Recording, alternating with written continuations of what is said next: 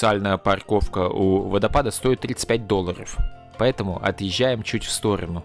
Нашлось место на парковке у отеля, который весь утыкан елками с гирляндами. Мы здесь на пару часов, поэтому цена парковки уже в 2 раза ниже. Выходим на улицу, о которой не могу не сказать пару слов. Сейчас, темным вечером, вся улица в огнях, и это выглядит неплохо.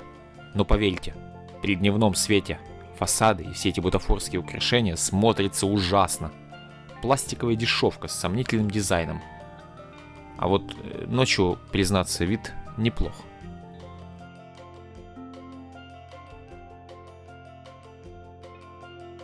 Пойдемте поскорее на набережную. Нам туда, под горочку спуститься. На улице есть и жемчужины, как это тематическое кафе «Джунгли». Сразу нахлынули воспоминания.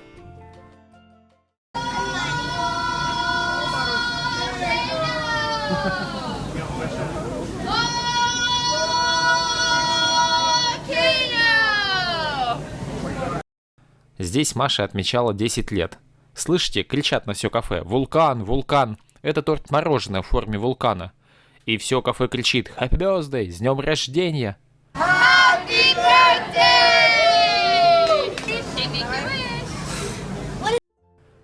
В конце улицы начинается парк. Почти все деревья в парке в гирляндах. К водопаду нам идти через этот парк.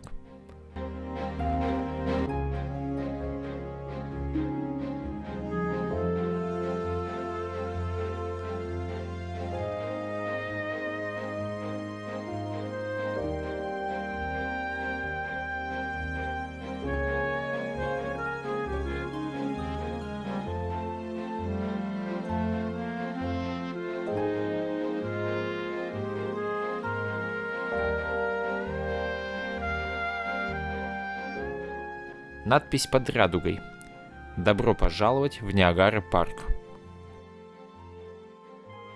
Не только деревья в гирляндах, но есть и световые инсталляции, и их тоже немало. Ради всей этой иллюминации мы и приехали сегодня сюда ночью.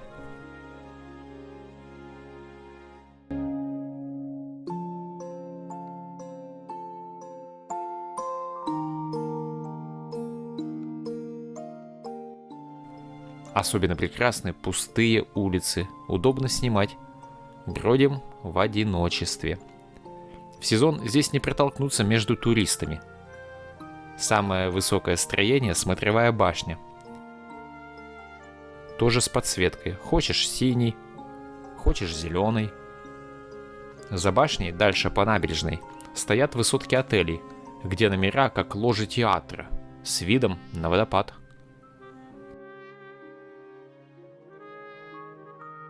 Через дорогу от всех построек вдоль реки, несущий поток с водопада, идет пешеходная набережная. Декабрь. Скоро Рождество. Отсюда и ангелы.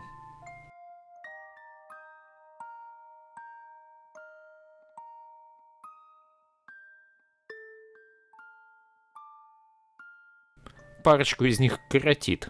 Интересно, специально так задумано или поломка? Вот что точно специально, так это кленовый лист. С красными световыми столбами по бокам получается канадский флаг, если смотреть в фас. Елочки с гирляндой наводят новогоднее настроение.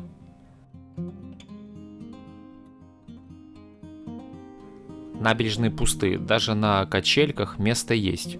Вы спросите: ну и при чем тут качельки? Смотрите сами. Эти качели с самым крутым в мире видом. Да, перед вами Ниагарский водопад.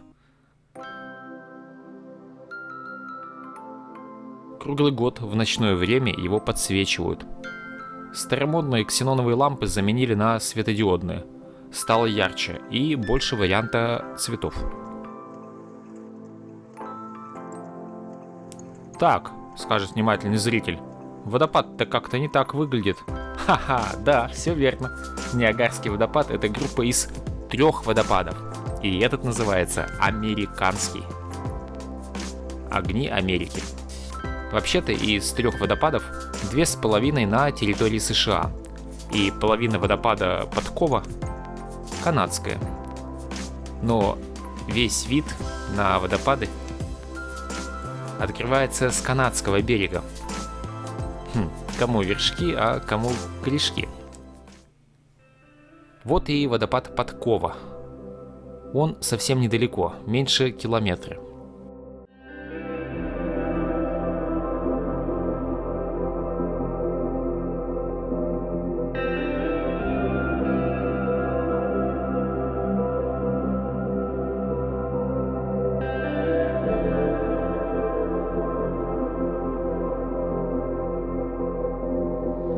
Полезный факт.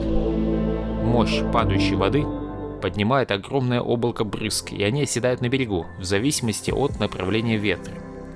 Сегодня ветер в сторону Канады. Это летом приятно освежиться. Сегодня, в декабре, эти осадки не дали нам подойти к самой кромке, чтобы посмотреть на эту стремительную падающую воду вблизи.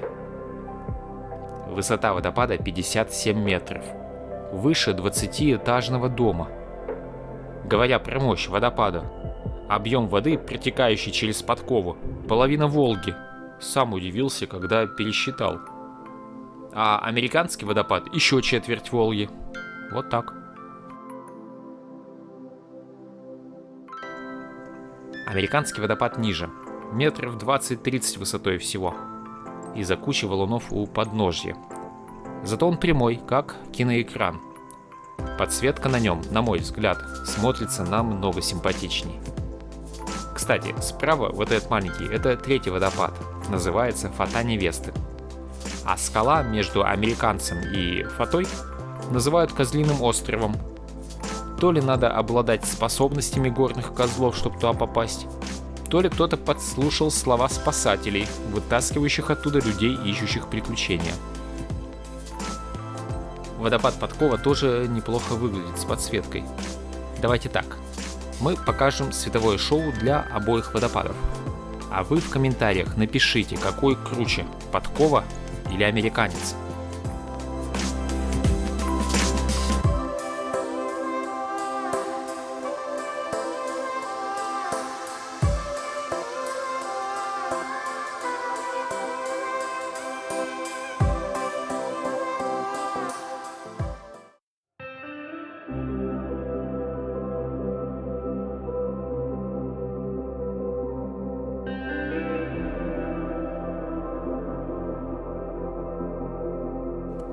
В честь значимых событий водопад тематически подсвечивают. Так что, например, на Сент-Патрик день водопад зеленый. На день рождения королевы Виктории водопад фиолетовый, пурпурный. Ну а на День Земли, когда все пытаются экономить электричество, освещение водопада отключают на полчаса.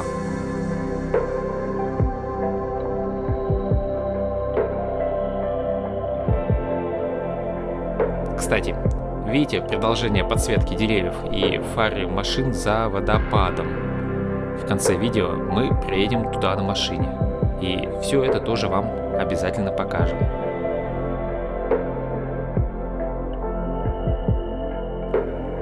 Это уже не просто подсветка, а световое шоу. Каждые полчаса на 5 минут идет тематическое представление, вдохновленное видами природы. Тут можно разглядеть и восходы, и закаты, и полярное сияние, и раскаты грозы и молний.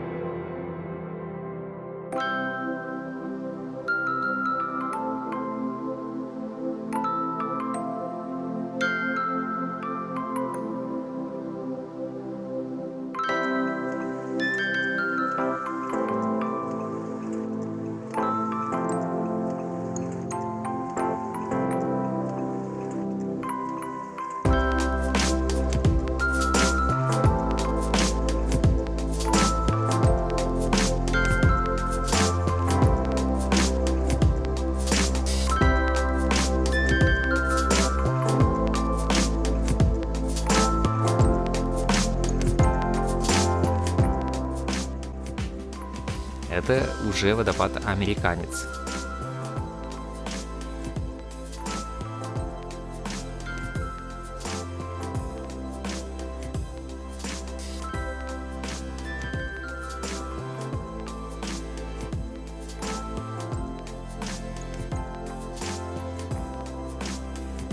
А это фата невесты.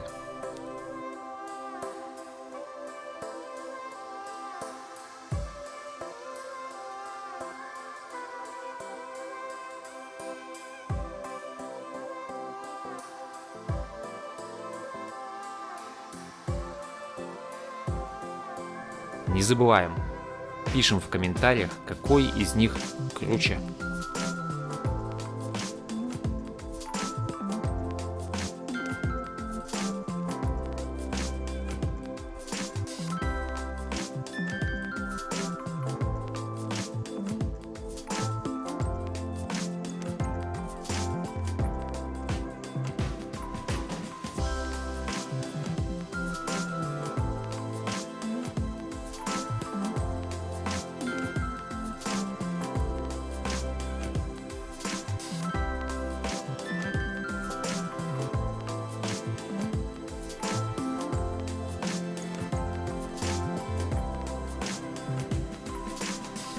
Видите, дорога мокрая, дальше мы не пойдем, а вернемся к машине и проедем.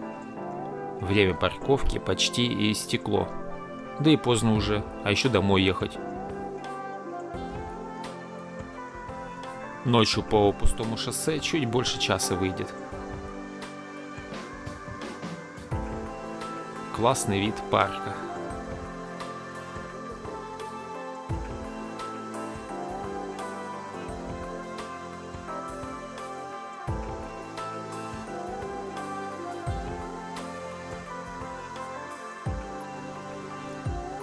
После прогулки, если разгулялся аппетит, есть Hard Rock кафе. Ну или Starbucks, чтобы просто кофе попить. Поехали!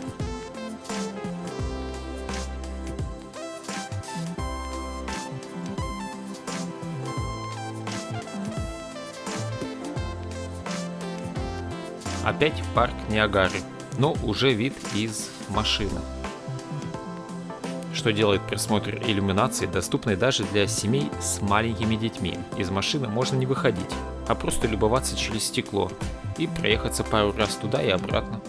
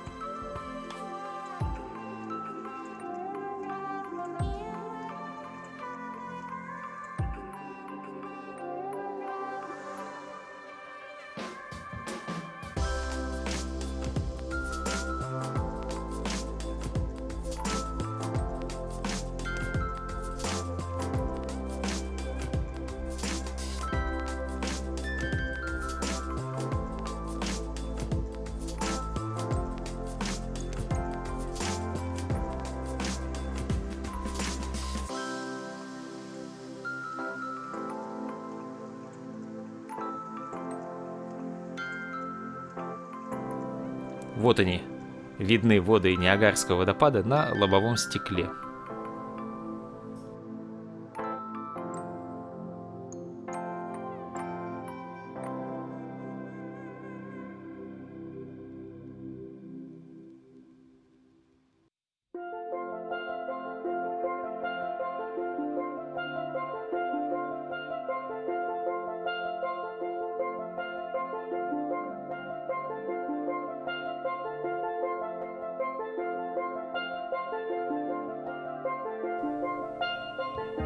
Умка.